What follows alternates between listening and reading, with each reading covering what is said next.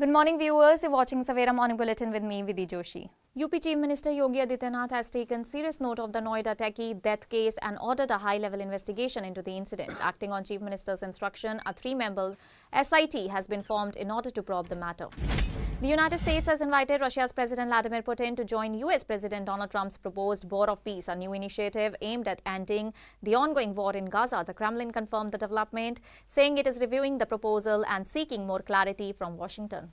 In a unanimous decision, Nitin Abeen has been elected as the national president of the Bharatiya Janata Party without opposition. The party confirmed that 37 sets of nomination papers were submitted in his favor and no other candidates were proposed for the position. Serb legend Novak brushed aside the Pedro Martinez challenge as he registered a thumping win in the first round of the Australian Open 2026 in his quest for his record-breaking 25th Grand Slam. He won his opener in the Melbourne by 6-3, 6-2 and 6 to win his 100th main draw match of the Australian Open. Karnataka Chief Minister Siddaramaiah ordered an investigation after a purported video of DGP Civil Rights Enforcement's K. Ramachandra Rao went viral on social media, showing him in compromising position with women inside the chamber. Despite global uncertainties and tariff tensions, the IMF has raised its growth forecast for India's economy in fiscal year 2026 by 0.7 percentage points to 7.3%. The IMF estimates India's economy to grow by 7.3% in 2025, followed by 6.4% in both 2026 and 2027, significantly outperforming global and advanced economy averages. A paratrooper of Indian Army Special Forces come to his injuries in an encounter in Jammu and Kashmir's Kishtwar, said officials on Monday, adding that the search operation in the area has entered day 2 and the soldier has been identified as Havildar Gajendra Singh. Japanese YouTuber Ikichan is facing heavy criticism online after a vlog about an Air India flight sparked outrage across social media platforms, and the controversy began when she used the phrase "packed with Indians" and described Air India as bad in the caption of a video, which many users found offensive and disrespectful. Japanese Prime Minister Sanae Takaichi will dissolve the lower house of parliament this week and call for a snap general elections, and the move will push Japan into an early and fast election campaign. And speaking in a press conference in Tokyo, Takaichi said that the lower house will be dissolved on January 23. As many as 12 children were killed after a truck struck a school minibus in the southwest of Johannesburg in South Africa, officials said, and the incident happened on Monday in Gauteng province. Emergency services said most of the victims died instantly at the scene. UK Prime Minister Keir Starmer issued his strongest public criticism yet of US President Donald Trump, calling Washington's threat to impose tariffs on allied nations over Greenland completely wrong and warning that a trade war would damage all the sites. China recorded its lowest ever birth rate in 2025 as the nation's population fell for the fourth consecutive year, intensifying a demographic crisis that could burden the world's special and second largest economy for decades. According to the data, China's population declined to 1.404 billion in 2025. That is down by about 3 million from the previous year. US President Donald Trump on Monday sent a letter to Norway's Prime Minister saying that he no longer has an obligation to think purely of peace and will prioritize American interest because he was not awarded the Nobel Peace Prize, according to the public broadcasting services.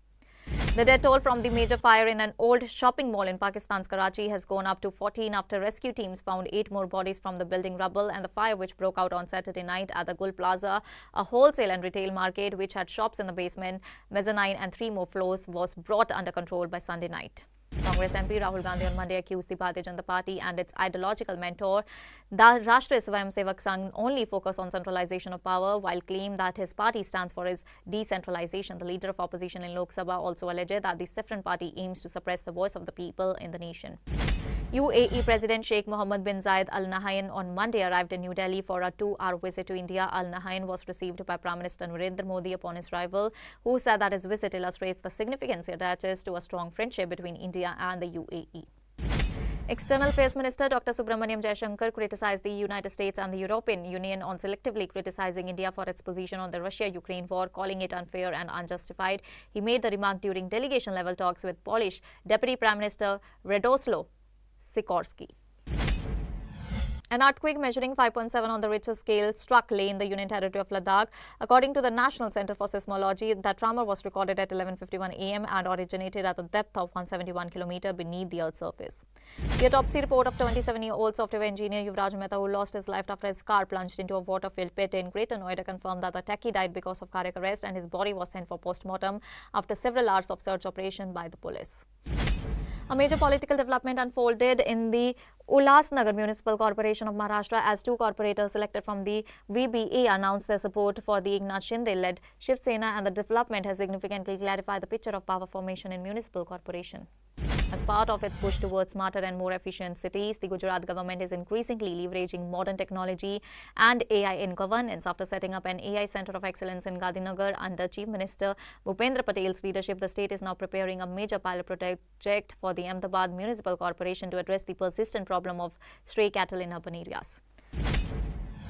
A decade-long tragedy has struck a family in Punjab's Ludhiana district, where a matriarch, Shinder Kaur, has lost all the 6 of her sons to the region's persistent drug epidemic, locally known as chitta, a potent synthetic heroin-type substance. The ED attached a Rs 32 crore apartment in Gurugram belonging to a company which bought it using loan funds illegally diverted from an associate company, an official said on Monday. Chief Minister Sukhwinder Singh Sukhu stated that all the 18,925 Anganwadi centers in the state are being upgraded into Anganwadi cum preschools, and the children aged 3 to 6 years will receive play-based early childhood education. Falling snowfall in the high-altitude areas of the state, including Lahaul, Spiti, and a snowfall alert issued for the coming week. The police headquarters has issued strict guidelines, and the police have clarified that legal action will be taken against those who ignore weather and traffic advisories, stop in restricted and unsafe areas, or deliberately